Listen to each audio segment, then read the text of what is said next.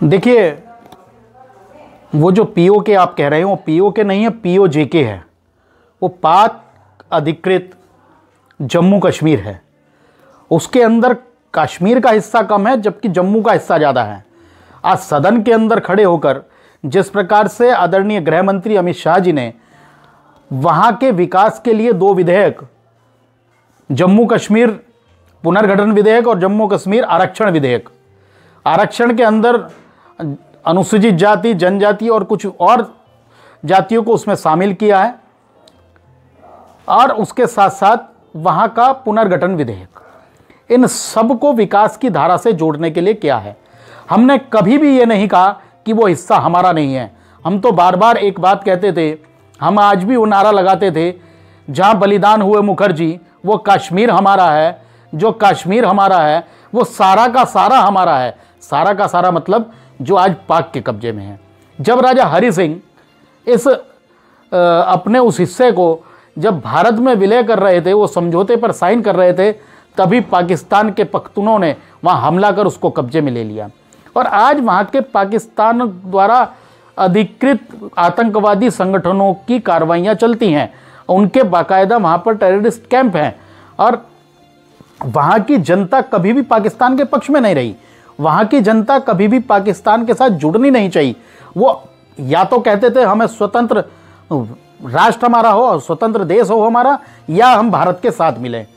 और आज तो वर्तमान परिस्थिति में भी पाकिस्तान के लोग कह रहे हैं कि यहाँ का नेतृत्व प्रधानमंत्री नरेंद्र मोदी जी करें। आज वहाँ का आम नागरिक भुखमरी के कगार पर है। आज पाकिस्तान के अंदर जिस आतंकवाद को पनपाकर भारत को परेशान करने का प्रयास किया, भारत पर लगातार जिस प्रकार की आक्रमण किए गए, आज पाकिस्तान खुद उससे ग्रस्त है।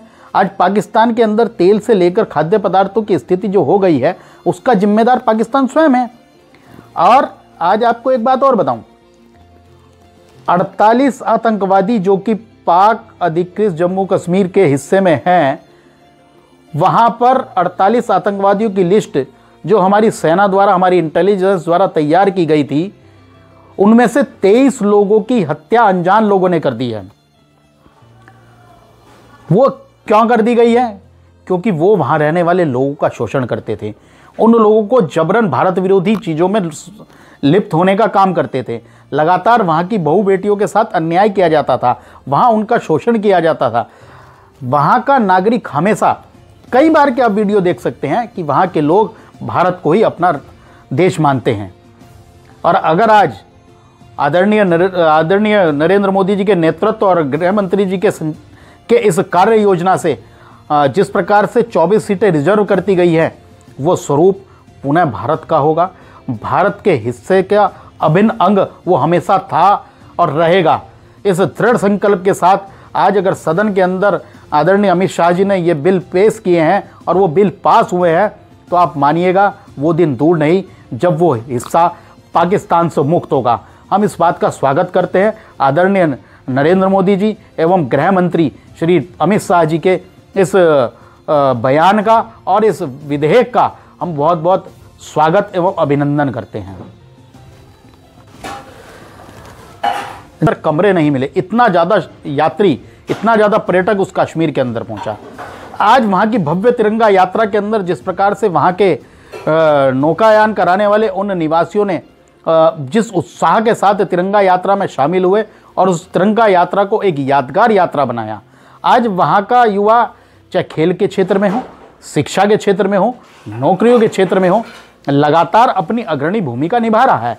और वहाँ का सुख चैन, वहाँ का अमन जिस प्रकार से पसर रहा है, उसके लिए अमित शाह जी की नीति और आदरणीय नरेंद्र मोदी जी का नेतृत्व वहाँ के विकास में बड़ी मील का पत्थर साबित होने जा रहा है। इसको देखते हुए भी जो पाक अधिकृत जम्मू कश्मीर का हिस्सा है, वो पीओजेके जो है, वो पीओजेके के लोग भी भारत में आने के लिए आतुर हैं।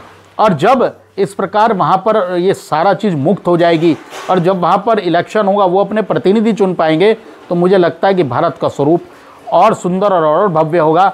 और इसलिए हमारी दृढ़ इच्छा शक्ति जिस प्रकार की है, उस दृढ़ इच्छा शक्ति के साथ भारतीय जनता पार्टी की केंद्र की सरकार बहुत जल्द, मुझे लगता है कि इस भारत की जनता को ये तोहफा देने वाली है।